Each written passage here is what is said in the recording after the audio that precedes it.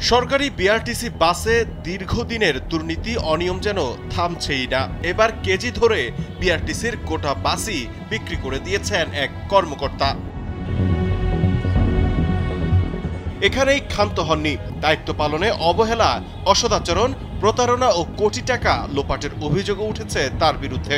তিনি হলেন বিআরটিসি কল্যাণপুর বাস ডিপোর সাবেক ইউনিট প্রধান নুরি আলম। বাস বিক্রি নিয়ে নুরি আলমের বিরুদ্ধে বিআরটিসিতে একটি অভিযোগনামা জমা পড়েছে, যার একটি কপি এসেছে কালবেলার হাতে, যেখানে দেখা যায় বিআরটিসির কল্যাণপুর বাস ডিপোর ইউনিট প্রধান ছিলেন নুরি আলম। তিনি গত বছর ৯ মার্চ কর্তৃপক্ষের অনুমতি ছাড়াই ডিপোতে থাকা ঢাকা মেট্রো চ7360 রেজিস্ট্রেশন নম্বরের একটি বাস কেটে ভাঙারির কাছে বিক্রি করে দেন। বিআরটিসিতে খোঁজ নিয়ে জানা যায় বাসটি বিআরটিসির নামেই নিবন্ধিত ছিল। বাস বিক্রির বিষয়ে তদন্তে প্রমাণিত হলে বাংলাদেশ সড়ক পরিবহন কর্পোরেশন কর্মচারী চাকরি প্রবিধানমালা ১৯৯০-এর ৩৯-এর ক, খ ও চ দায়িত্ব পালনে অবহেলা, অসদাচরণ, প্রতারণা ও আত্মসাতের অভিযোগে নুরি আলমকে অভিযুক্ত করা হয়। তবে অভিযুক্ত হলেও শাস্তি তো দূরের কথা, উল্টো নুরি আলম পেয়েছে পদোন্নতি।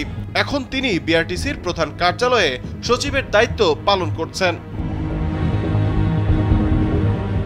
ডিপোর বাস বিক্রি নিয়ে গঠিত তদন্ত কমিটির প্রধান ও বিআরটিসির ব্যবস্থাপক মোহাম্মদ মনিরুজ্জামান জানান, বাস বিক্রি করে দেওয়ার উপযুক্ত প্রমাণ পাওয়া গেছে। কমিটির সকল সদস্যদের কাছ থেকে সাক্ষাৎকার নিয়ে আমরা তাদের লিখিত জবানবন্দিতে যেটা আমরা পেয়েছি, সেটা হলো ম্যানেজার সাহেবের নির্দেশে তারা এই গাড়িটা ডেলিভারি দেওয়ার জন্য সহায়তা করছে এবং গাড়ি ডেলিভারি হওয়ার পরে ম্যানেজার সাহেবের কাছ থেকে কিছু আর্থিক সুবিধাও পাইছে।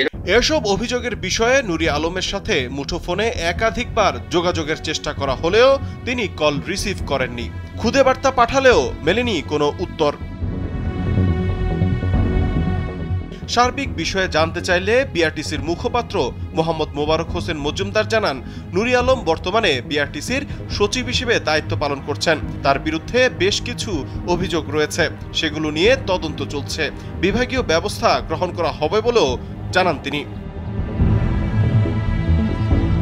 তৌহিদুল ইসলাম তারেক, কালবেলা।